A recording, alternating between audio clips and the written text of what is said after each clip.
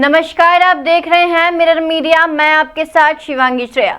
भारत के मुख्य चुनाव आयुक्त ज्ञानेश कुमार शुक्रवार को रजरप्पा स्थित सीसीएल ऑफिसर्स क्लब पहुंचे, जहां उन्होंने प्रेस वार्ता के जरिए झारखंड में लोकतंत्र की मजबूत बुनियाद की सराहना की और कहा कि भारत के हर नागरिक जो 18 वर्ष के हैं उसे मतदाता अवश्य बनना चाहिए। उन्होंने कहा कि चुनाव आयोग मतदाताओं के साथ खड़ा था, खड़ा है और खड़ा रहेगा। झारखंड के सभी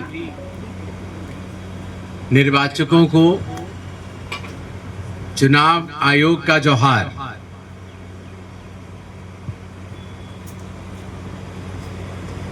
झारखंड की इस देवभूमि पर आकर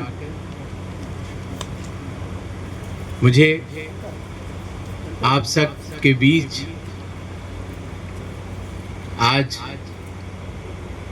मिलने का और बातचीत करने का सौभाग्य प्राप्त हुआ है।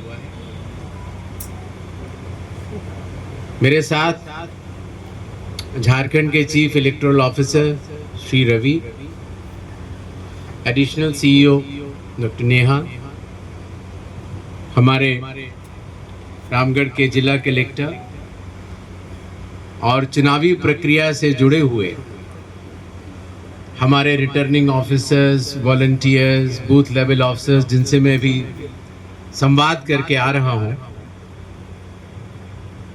उन सब से मिलने के बाद मुझे ऐसा लगा कि झारखंड में डेमोक्रेसी की एक बहुत सशक्त नींव है। जैसा आप सबको पता है, भारत का हर नागरिक जो 18 वर्ष की आयु पूरा कर चुका हो उसे निर्वाचक अवश्य बनना चाहिए और निर्वाचक सूची में एक बार नाम आने के बाद उसको मतदाता भी अवश्य बनना चाहिए। चुनाव आयोग हमेशा मतदाताओं के साथ खड़ा था, खड़ा है और खड़ा रहेगा। जैसा आप सबको पता है, देश के हर बूथ, हर पोलिंग बूथ पर राज्य सरकार का एक बूथ लेवल ऑफिसर नामित किया जाता है। यही नहीं, हर बूथ पर हर राजनीतिक दल को यह अधिकार होता है कि वो बूथ लेवल एजेंट्स को नामित करे। अर्थात हर बूथ पर जब भी किसी भी भारत के नागरिक को अपना वोट या तो बनवाना हो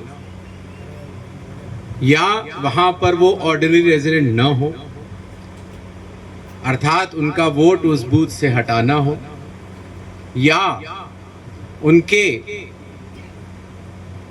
जो एपिक कार्ड होता है उसमें कोई भी डिटेल्स को बदली करनी हो, तो ये प्रक्रिया हर असेंबली कॉन्स्टिट्यूएंसी में राजनीतिक दलों के बूथ लेवल एजेंट्स के साथ मिलकर राज्य सरकार के बूथ लेवल ऑफिसर्स अपनी एक रिकमेंडेशन देते हैं, जिसको कि हर असेंबली कॉन्स्टिट्यूएंसी में इलेक्टोरल रजिस्ट्रेशन ऑफिसर उसके ऊपर अपना निर्णय दे देते हैं।